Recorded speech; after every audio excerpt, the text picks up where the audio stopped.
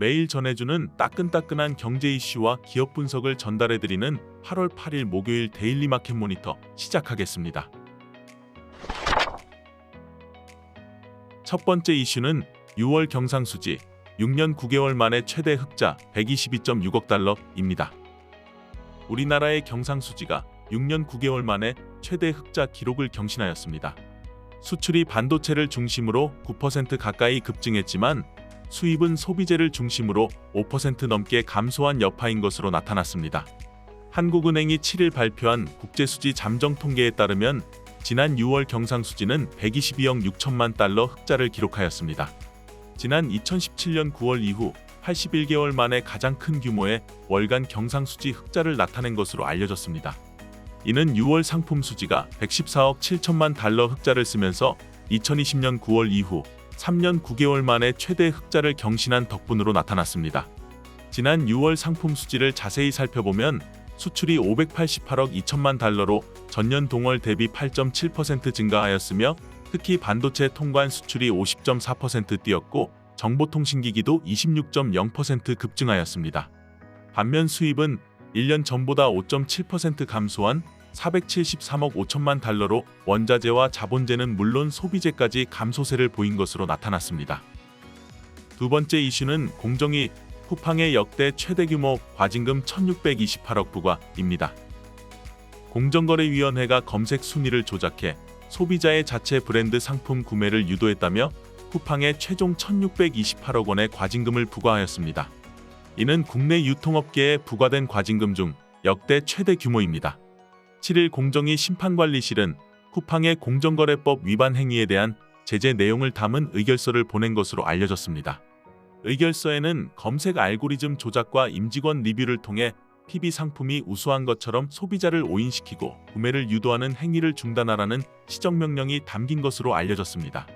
의결서에 명시된 최종 과징금 액수는 1,628억 원으로 지난 6월 밝힌 과징금보다 228억 원 늘어났습니다. 당초 공정위는 위법 사실이 확인된 2019년 2월부터 공정위 조사가 이뤄졌던 지난해 7월까지의 위법 행위에 대해 1,400억 원의 과징금을 부과할 계획이었지만 쿠팡은 그 이후로도 문제가 된 알고리즘과 임직원 리뷰 작성을 계속해왔다는 지적을 받았습니다. 쿠팡은 이날 실적 발표를 했는데 올해 2분기 공정위 과징금 등으로 342억 원의 영업 손실을 기록 2년 만에 적자를 낸 것으로 알려졌습니다. 세 번째 이슈는 미국 10년물 만기 국채 입찰 부진입니다. 420억 달러 규모의 10년 만기 국채 입찰은 부진한 모습을 보이며 미 국채는 상방 압력이 확대되었습니다. 입찰에서 10년물 국채 금리는 3.96%로 입찰 전 금리 3.932% 대비 3bp가량 높은 수준에서 결정되었습니다. 소화되지 않은 물량을 딜러가 가져가는 비율은 17.9%로 지난 6개월 입찰 평균인 12%를 크게 상회하였습니다. 네 번째 이슈는 클라우디아 3, 연준 긴급 금리 인하는 불필요입니다.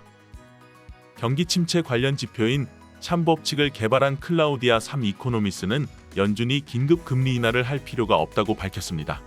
3 이코노미스트는 현재 미국 경제가 이미 침체 국면에 들어섰는지에 대해서는 부정하지만 향후 경기가 어디로 흐를지는 보장할 수 없다고 강조하였습니다. 오늘의 첫 번째 기업 분석 리포트는 꾸준한 경상이익 체력 증가를 보여주는 중 카카오뱅크입니다. 카카오뱅크의 2024년 2분기 당기순이익은 1,112억 원으로 전분기 및 전년 동기 대비 각각 8.1%, 46.7%가 증가했고 교보증권 예상인 8.2%를 상회했으며 분기 기준 역대 최고치를 갱신하였습니다. 이익이 증가한 이유는 이자 수익이 견조하게 증가했고 충당금 전입액 비용이 감소했기 때문으로 분석하고 있습니다. 2024년 2분기 카카오뱅크의 이자 순이익은 3,147억 원으로 전분기 대비 4.5% 증가했으며 전년 동기에 비해서도 23.8% 증가하였습니다. 비록 카카오뱅크의 은행 순이자 마진은 2.31%로 전분기 및 전년 동기 대비 각각 11bp, 13bp 하락했지만 견조한 여신 증가에 힘입어 이자 수익이 늘어났습니다. 카카오뱅크에 대한 투자 의견은 매수를 유지하며 가정치 조정으로 목표 주가를 37,000원으로 상향 조정하였습니다. 목표 주가를 상향 조정한 이유는 순이익이 분기 기준 역대 최고치를 갱신하면서 상장 후 회사가 말했던 경상이익 체력 개선을 꾸준히 보여주고 있다는 점과 저원가성 예금의 지속적인 증가와 이를 바탕으로 하반기 개인사업자 대출 등 여신 포트폴리오 변화를 통한 수익 개선이 기대된다는 점, 그리고 여기에 다양한 신규 플랫폼 서비스 확대를 통한 성장성도 여전히 유효하다고 판단하기 때문입니다.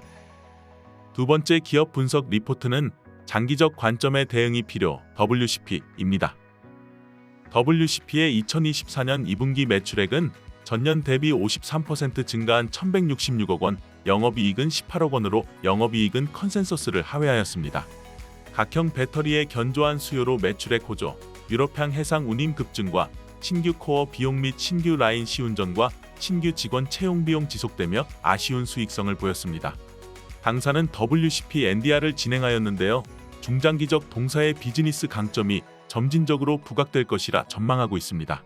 신공법 듀얼 코팅 기술로 생산량을 2배로 늘릴 수 있어 장기적으로 보조금 없이 중국과의 경쟁이 가능할 것으로 보고 있으며 경쟁사 대비 높은 수율, 자유로운 원자재 수급 및 3년 이상의 긴 재고 사이클을 통해 중장기 하이틴 수준의 마진 달성 가능. 그리고 다수의 배터리 셀 메이커 및 자동차 OEM들과 퀄 테스트를 진행 중으로 업황 개선 시기에 안정적인 수조 확보가 이루어질 것이며 4,680 맞춤형 제품으로 열 전이 방지와 함침성을 개선하여 고객사에 제안 중인 것으로 확인하였습니다.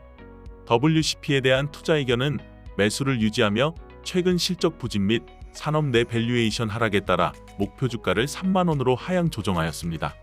국내 및 헝가리 공장의 신공법 적용을 통한 투자비 절감과 생산량 증가, 2027년 하반기 미국 진출이 일정대로 진행할 것으로 중장기 매출액 증대 및 영업이익률 개선 효과가 점진적으로 이루어질 것으로 전망하고 있습니다. 자세한 기업 분석 리포트는 교보증권 홈페이지를 통해 확인하실 수 있습니다. 이상 8월 8일 목요일 데일리 마켓 모니터를 마치겠습니다. 감사합니다.